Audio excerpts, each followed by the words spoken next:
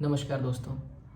YouTube पर एक चीज़ की भारी कमी है और वो है बिहार के बारे में। अगर आप कोई कंटेंट सर्च करना चाहते हो, जानना चाहते हो बिहार क्या है,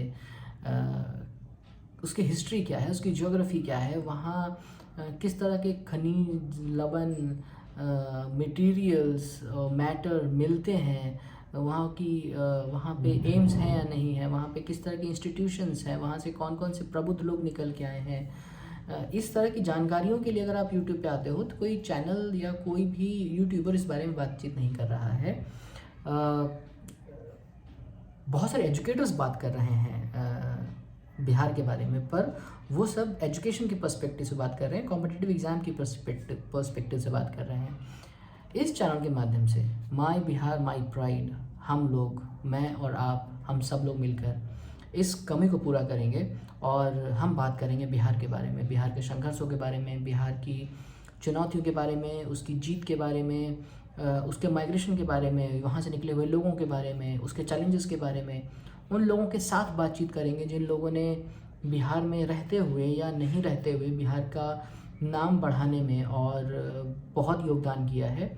और हम उन सारी टैबूज़ के बारे में बात करेंगे कि क्यों और कैसे हम बहुत बुरा फील करते हैं ये बताने में कि हम बिहार से हैं और इसको लेके बहुत प्राउड फील नहीं करते हैं।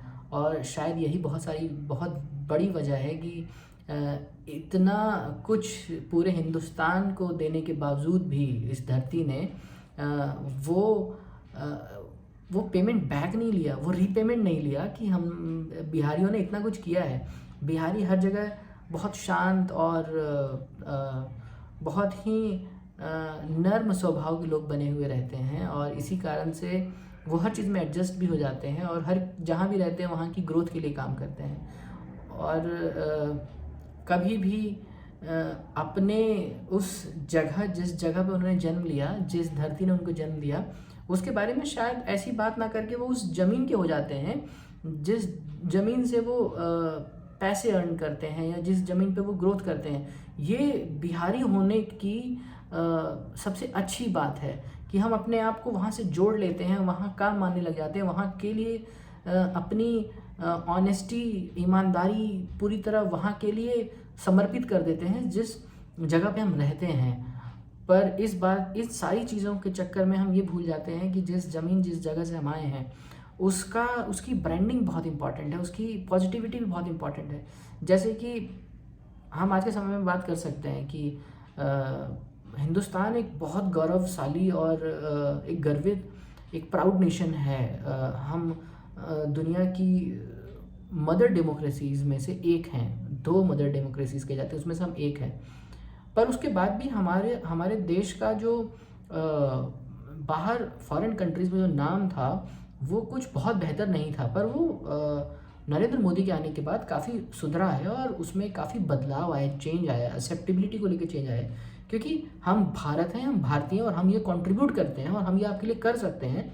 इसके बारे में भारत ने बात करने की कोशिश, उससे पहले भारत शांत रहता था, तटस्थता की तरफ ज़्यादा उसका झुकाव होता था, बजाय कि वो अपने बारे में बात करे और अपने हित के बारे में बात करे।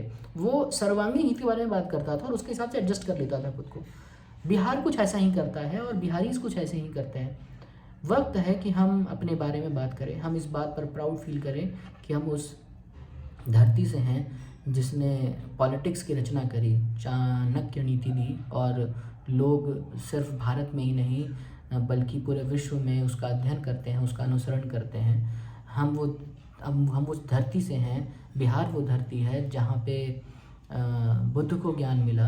ये ज्ञान की धरती है, महावीर की धरती है, ये गुरु नानक की धरती है, ये मंगल पांडे की धरती है और ऐसी ही असीम कथाओं और हिस्ट्री से हमारी ये धरती भरी पड़ी है। हम उस प्रदेश से आते हैं, पर क्या हमारी ब्रांडिंग ऐसी है? तो हमारी ब्रांडिंग बिल्कुल भी ऐसी नहीं है और हमें इसके बारे में खुल के बात करने की ज़रूरत है, हमें इसके बारे में लोगों को बताने की ज़रूरत है।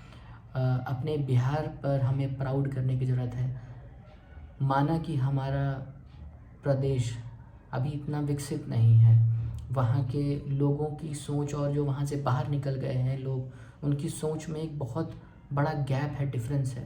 पर हम सब एक हैं और हम सबको मिलके बिहार की प्रगति के लिए काम करना बहुत ज़रूरी है, और काम करने से पहले बात करना बहुत ज़रूरी है।